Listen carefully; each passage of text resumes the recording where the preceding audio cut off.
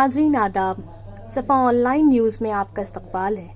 میں آپ کی میزبان عذرا جیلانی۔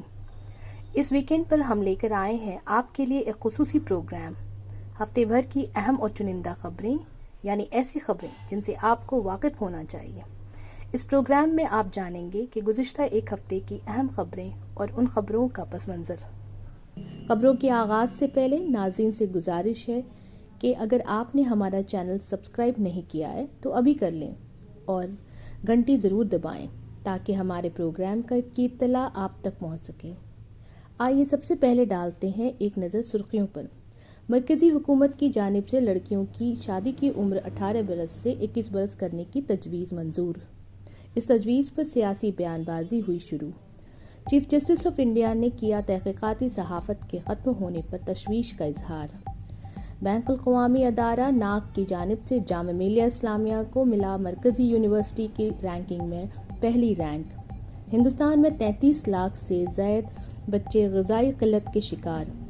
ہندوستان میں ہر 25 منٹ پر ایک گھریلو خاتون خودکشی کر رہی ہیں، ایک رپورٹ۔ مرکزی حکومت کی جانب سے لڑکیوں کی شادی کی عمر 18 برس سے بڑھا کر 21 برس کرنے کی تجویز کو کابینہ نے منظوری دے دی ہے۔ واضح رہے کہ وزیر اعظم نریندر مودی نے 15 اگست 2020 میں لال قلعہ کی فضیلت سے لڑکیوں کی شادی کی عمر میں اضافہ کا اعلان کیا تھا۔ ان کا کہنا تھا کہ قوت بخش تغذیہ کی کمی بیٹیوں کو بچانے کے لیے ضروری ہے تاکہ ان کی شادی مناسب وقت پر ہو۔ اس بل کے منظور ہوتے ہی اب سیاست تیز ہو گئی ہے۔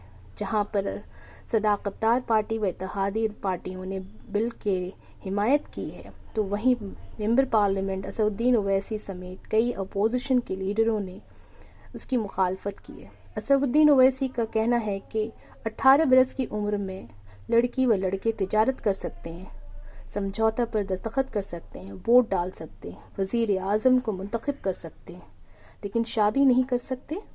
مسلم لیگ کے لیڈر و راجیہ سبھا رکن عبدالوہاب نے اس کو مسلم پرسنل لاء پر مداخلت کا قرار دیا ہے۔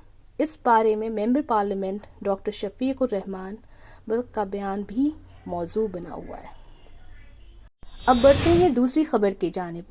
آج کے دور میں ہندوستانی صحافت کا جو رخ ہے وہ ہم سب کے سامنے ہے۔ Chief justice of India justice N V Ramana نے میڈیا کی اس صورتحال پر تشویش کا اظہار کیا ہے۔ ان کا کہنا ہے کہ کم سے کم ہندوستان کے تناظر میں تحقیقاتی صحافت کا تصور بدقسمتی سے میڈیا کینوس سے غائب ہو رہا ہے۔ ان کا یہ جملہ بڑا معنی خیز ہے کہ ہماری باغ میں ہر چیز گلابی لگ رہی ہے۔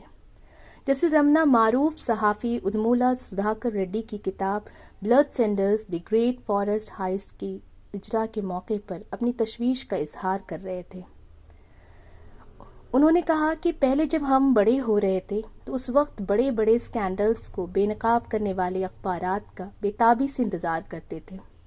اخبارات نے ہمیں کبھی مایوس نہیں کیا، لیکن حالیہ برسوں میں اتنی شدت کی کوئی کہانی نظر نہیں آتی۔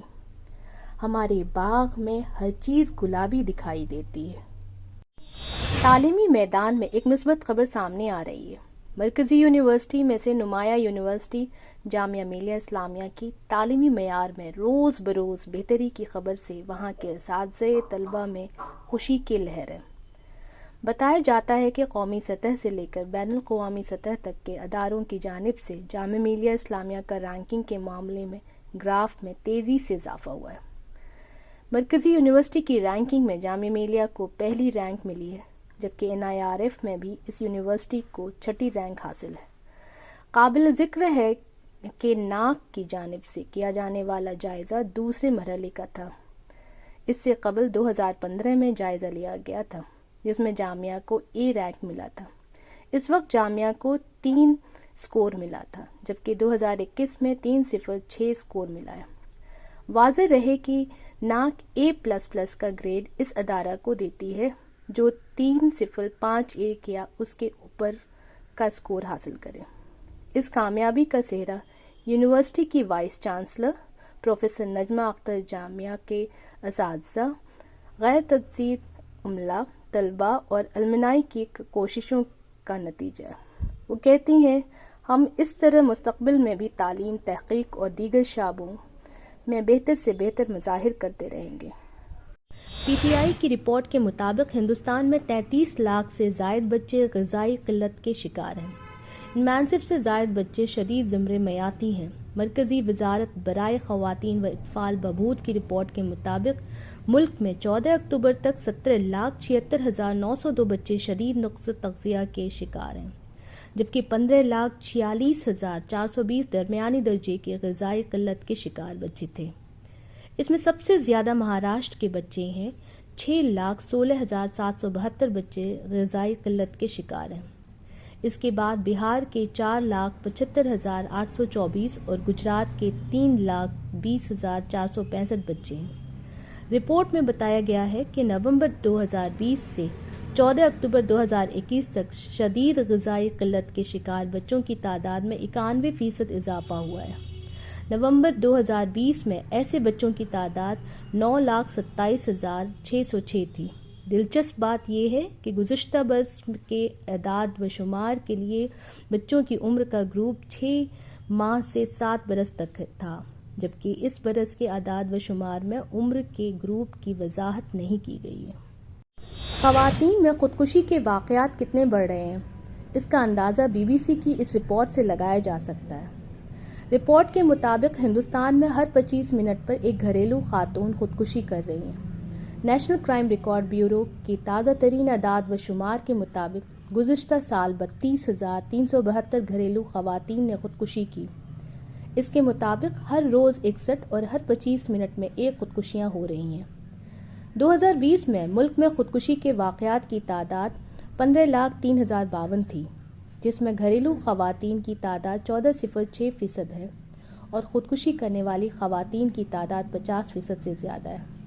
یہ صورتحال صرف پچھلے سال کی نہیں ہے۔ رپورٹ میں ان خودکشیوں کی وجہ خاندانی مسائل یا شادی سے متعلق مسائل کو قرار دیا گیا ہے، لیکن وہ کون سے وجوہات ہیں جن کی وجہ سے ہزاروں گھریلو خواتین اپنی جان لے لیتی ہیں؟ اس کا تجزیہ ہونا چاہیے۔ اس طرح اس بات کا تجزیہ بھی ہونا چاہیے کہ ان خواتین میں مسلم کتنی ہیں اور غیر مسلم کتنی۔ اس سے اندازہ ہو سکے گا کس مذہب کے خواتین اپنی زندگی میں زیادہ خوش ہیں۔ آج کا پروگرام یہیں پر ختم ہوتا ہے۔ یہ پروگرام کیسا لگا اس بارے میں ہمیں ضرور بتائیے، ساتھ ہی ہمارے چینل کو سبسکرائب کرنا نہ بھولیں۔ اس کے ساتھ اب دیجیے اجازت، پھر ملاقات ہوگی انشاءاللہ۔ اللہ حافظ۔